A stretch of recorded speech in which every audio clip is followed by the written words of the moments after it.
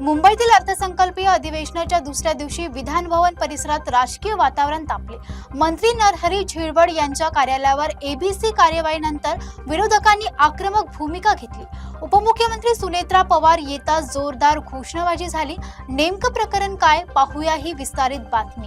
February 2026 मध्ये सुरू असलेल्या अर्थसंकल्पीय अधिवेशनाच्या दुसऱ्या दिवशी विधान भवनाच्या पायऱ्यांवर विरोधकांनी ठिय्या आंदोलन करत सरकार विरोधात जोरदार घोषणाबाजी केली आहे। एसीबी कडून मंत्री नरहरी झिरवळ यांच्या कार्यालयावर कारवाई झाल्यानंतर विरोधकांनी हा मुद्दा उचलून धरला। नरहरी झिरवळ राजीनामा द्या अशा घोषणांनी परिसर दणाणून गेलाय।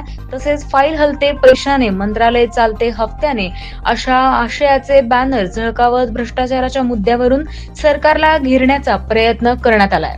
या आंदोलनाचे नेतृत्व विरोधी पक्षनेते विजय वडेट्टीवार, आमदार सतेज पाटील आणि महाविकास आघाडीच्या इतर नेत्यांनी केलाय।